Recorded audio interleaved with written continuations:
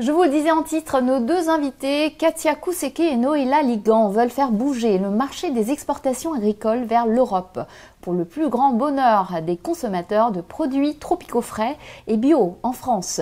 Leur mantra est la transparence et la traçabilité, des exigences qu'elles ont puisées dans l'observation des marchés et dans leur passion pour la cuisine africaine. Comment assurer la qualité de la graine à l'assiette? C'est ce qu'elles ont expliqué à Laurent Soustras et Thierry Schiller. Katia Kouseke et Noëlla Ligan, bonjour. Il y a plus d'un an, vous avez créé Fresh Africa by Keno, les deux premières syllabes de vos prénoms. Qu'est-ce que vous apportez de nouveau sur le marché des produits tropicaux? Alors, ce qu'on peut dire qu'on apporte de nouveau, c'est par exemple la qualité des produits. Donc aujourd'hui, on permet aux consommateurs français d'avoir accès à des produits qui viennent d'Afrique subsaharienne, qui sont consommés comme on peut les consommer sur place. Donc c'est l'expérience qu'on veut redonner aux Français.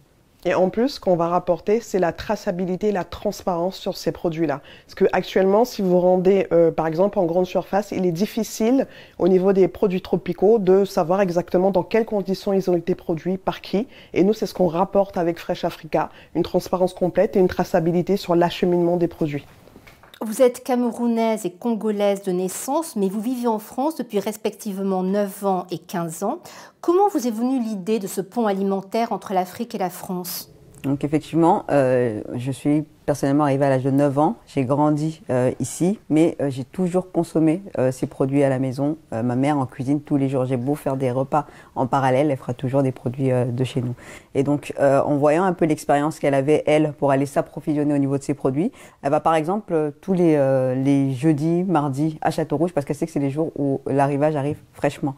Et en voyant comment est-ce qu'elle faisait et la pénibilité qu'elle rencontrait, ça m'a donné l'idée. Je me suis dit, en fait, pourquoi est-ce que on pourrait pas faire en sorte de digitaliser ce process que les produits arrivent directement chez elle sans qu'elle ait à se déplacer. Et en allant fouiller un petit peu, en allant chercher, c'est là que je me suis rendu compte que au-delà de ça, on n'arrivait pas à avoir une traçabilité sur les produits parce ça pouvait cacher, enfin cette opacité pouvait cacher un peu le fait qu'il y ait parfois des enfants qui travaillent sur les champs ou des adultes qui sont en train de subir l'esclavage moderne. Et on s'est dit, tant qu'à faire, pourquoi est-ce qu'on n'irait pas aller chercher nous-mêmes ces produits parce que c'est chez nous. Nos grands-parents sont agriculteurs. On sait comment arriver dans ces territoires qui sont un peu isolés et c'est comme ça qu'on est parti. Je suis allée chercher Noëlla et go. Et aussi, donc, comme vous l'avez dit, nous sommes vraiment des enfants de la diaspora. Et donc, en fait, le Fresh Africa, ça a été pensé comme un cercle vraiment. La notion de pont est importante entre le nord et le sud et le nord. Donc, c'est aussi en faisant de multiples voyages, en se baladant dans ce qu'on appelle des champs sur place, des exploitations. On voit que sur place, il y a du gaspillage parce que il faut savoir que en Afrique, il y a près de 50% des produits qui sont gaspillés au stade même de l'exploitation. Donc on s'est dit mais c'est pas possible, c'est des produits qui ont de la valeur et ici il y a un besoin. Donc voilà, c'est entre autres une des raisons pour lesquelles Fresh Africa est né. Vous l'avez dit, vous garantissez qualité, transparence et traçabilité de la graine à l'assiette grâce à la technologie blockchain. Concrètement, comment est-ce possible ? On va faire simple en fait. Imaginez-vous, en fait, la blockchain va intervenir comme un tiers de confiance. Okay, c'est comme un notaire, par exemple. En fait, la blockchain, c'est la décentralisation, tout simplement, des informations. Donc, admettons que on ait, je sais pas, une cargaison d'ananas qui partent d'Afrique. Cette information va partir et au lieu d'être stockée à un endroit qui permettra, en fait, par exemple, qui nous permettrait de manipuler les informations. On avait des dessins un peu malveillants, là on a cette information qui va être répartie dans plusieurs ordinateurs un peu partout dans le monde et qui évite justement à l'homme, à l'être humain de falsifier l'information. Voilà, c'est la possibilité de décentraliser l'information et voilà un tiers de confiance qui reste numérique. Et techniquement, comment ça se passe ? Vous allez avoir un producteur qui va avoir ses ananas qui sont prêts à partir. Il va nous envoyer un push, une information en nous disant j'ai tant de quantité d'ananas qui sont prêts à partir. Donc nous, on a quelqu'un sur le terrain qui va venir récupérer ces produits. Au moment où il vient, il vérifie ce que le producteur a donné comme information. Il envoie une information. C'est pareil, tant que ces informations sont justes et que ça s'accorde, le processus continue. Si jamais à un moment, vous avez une information qui pêche. Par exemple, les produits arrivent à un endroit sans qu'il en manque une partie, ou que la qualité de réfrigération a diminué ou augmenté ou n'est pas correcte. Bah, à ce moment-là, on a une information, on peut arrêter le processus, ou on peut savoir quel lot a été touché, et ça évite de pouvoir devoir venir et de retirer tous les lots et de savoir où exactement on doit agir. Voilà, donc en fait la blockchain va intervenir dans la fiabilité des informations pour qu'elles ne puissent pas être corrompues, et également, comme elle vient de dire Katia, c'est pour pouvoir remonter l'information tout simplement. Voilà. Est-ce que c'est pas trop compliqué pour les agriculteurs en Afrique? Quel intérêt trouvent-ils à travailler avec vous? Est-ce que cette blockchain, ce n'est pas effrayant en fait pour un agriculteur africain? Je dirais que de la manière dont nous, les outils qu'on leur donne, en fait, vous prenez n'importe quel producteur, aujourd'hui, ils ont WhatsApp. Donc, en fait, on a simplifié au maximum la démarche qu'ils avaient à faire pour nous donner les infos. On ne leur demande pas de faire quelque chose on est venu coller à leurs habitudes, en fait. On a simplifié un maximum pour qu'ils puissent nous envoyer les informations. Et après, au niveau de l'intérêt que ça peut donner, on avait à cœur de remettre le producteur, mais vraiment dans toute cette chaîne de valeur, en fait, de l'import. Aujourd'hui, il n'existe pas.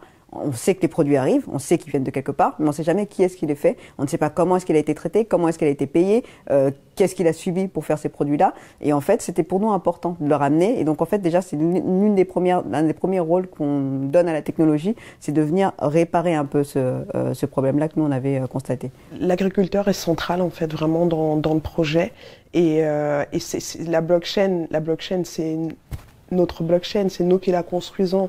Donc l'agriculteur, au même titre que le transporteur, c'est des acteurs de cette blockchain en fait. Et nous, tout ce qu'on fait, c'est stocker cette information et la fiabiliser. Donc pour eux, c'est un processus qui est complètement transparent. Tout ce qu'ils ont à faire, les agriculteurs, c'est de confirmer que voilà, le produit a été mis en terre, par exemple. Hein, c'est un exemple, à tel moment, il a été récolté à tel moment, ils nous envoient des informations et c'est stocké et voilà. Donc l'idée, c'est que ce soit le plus facile en fait et pour tout le monde.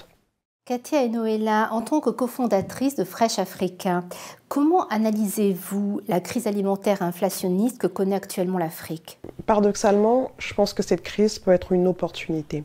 Une opportunité dans le sens où elle peut donner l'occasion aux Africains de se réapproprier de leur richesse, de se tourner, parce que jusque-là, on est malheureusement victimes. Même ici, on s'est rendu compte que l'importation de blé, on a découvert que ça venait d'Ukraine, principalement.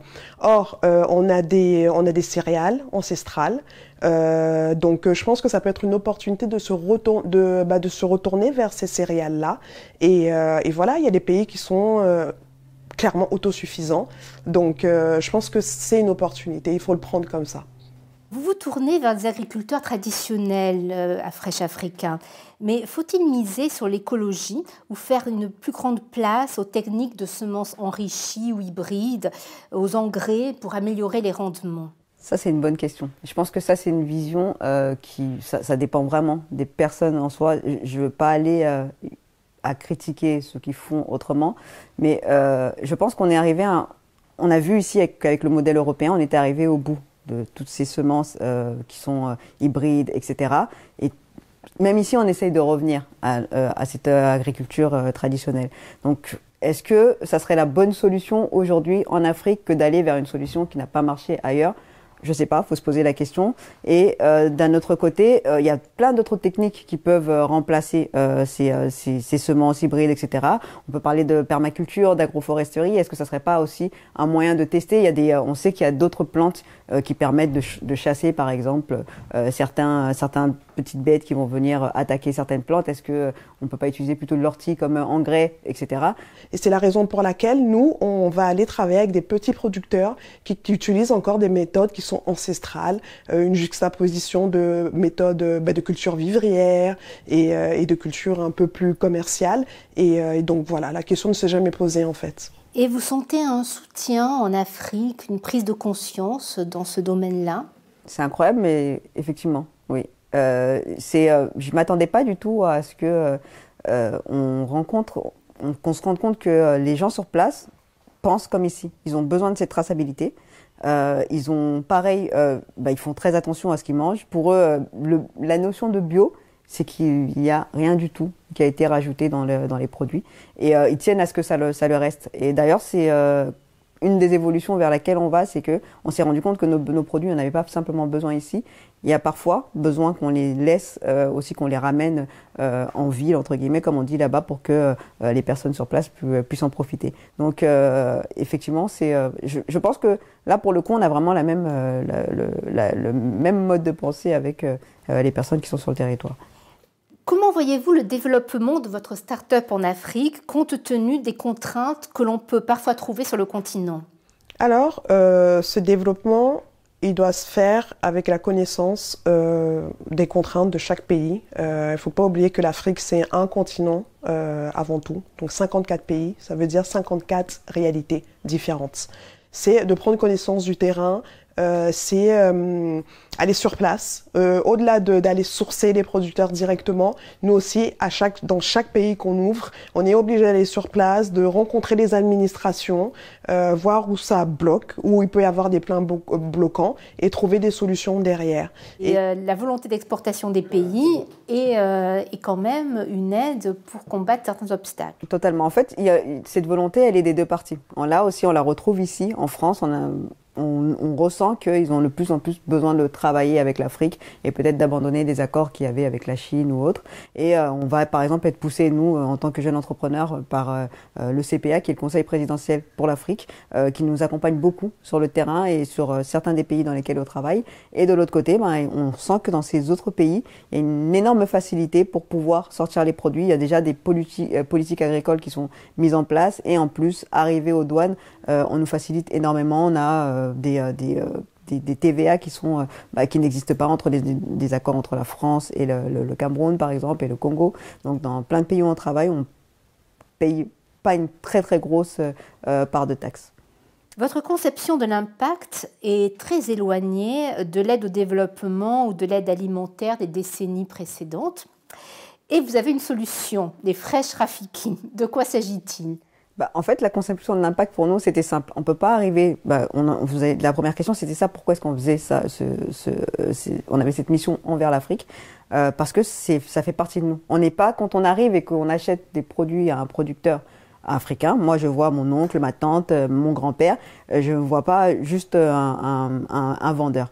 Et c'est un peu difficile pour nous de repartir, de se dire, OK, on a payé le prix juste, on leur a donné l'argent et débrouillez-vous. Mais de voir qu'il y a des enfants des mamans qui viennent avec des bébés sur leur dos, sur les champs, des enfants qui vont pas à l'école. Et il était hors de question pour nous de venir comme pourraient venir certains ONG avec le côté ils nous tendent la main et on donne. Donc ce qu'on voulait faire un maximum, c'est de ramener quelque chose qui pourrait se faire sans qu'il y ait ce biais-là. Et on a pensé encore une fois à la technologie et encore une fois à la blockchain. Et donc les Fresh Rafiki, c'est tout simplement l'outil qu'on a trouvé. Donc donc c'est les NFT qu'on va vendre à des clients ici. C'est ce qui nous permet en fait d'agir au niveau de l'impact sur place. Tout à fait. En fait, l'idée, c'est de créer une communauté où les possesseurs de ces NFT, de ces Fresh Rafiki, pourraient avoir une influence, un regard déjà sur nos actions. Donc là, on parle des actions, tout ce qui concerne l'entité impact social. Et donc, aurait un droit de regard sur ces actions-là et un droit de vote aussi. Voilà, tout simplement. Vous achetez un Fresh Rafiki et ça vous donne droit à un droit de vote, tout simplement. Donc l'idée, c'est par exemple de se dire, OK, à notre communauté, là, on va dans un village qui s'appelle Piti, qui est à 30 km de Douala, la capitale économique du Cameroun. On a constaté qu'il y avait un besoin d'une école et d'une crèche. Donc là, nous avons constitué une cagnotte grâce à l'achat de ces NFT. Qu'est-ce que vous voulez qu'on priorise comme action sur place? Et donc, notre communauté voterait et on agirait en fonction. Voilà, c'est vraiment l'impact à tous les niveaux.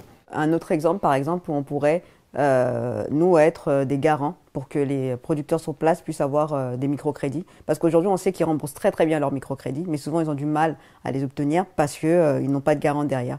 Donc voilà, c'est un des exemples, un des leviers qu'on veut utiliser pour l'impact sur place. Parce que Rafiki, c'est une signification. Oui, ça veut dire ami, mais ami dans le sens de frère d'armes. Donc c'est quelque chose qui est très puissant, c'est du swahili pour le coup, et c'est très puissant. Donc en fait pour nous, c'est les fruits et légumes. Donc ces NFT représentent des fruits et légumes. Ce sont les fruits et légumes qui nous aident à entre guillemets changer ce monde et à changer le paradigme actuel en Afrique. Katia Kouseke et Noëlla Ligan, merci beaucoup. Merci à vous.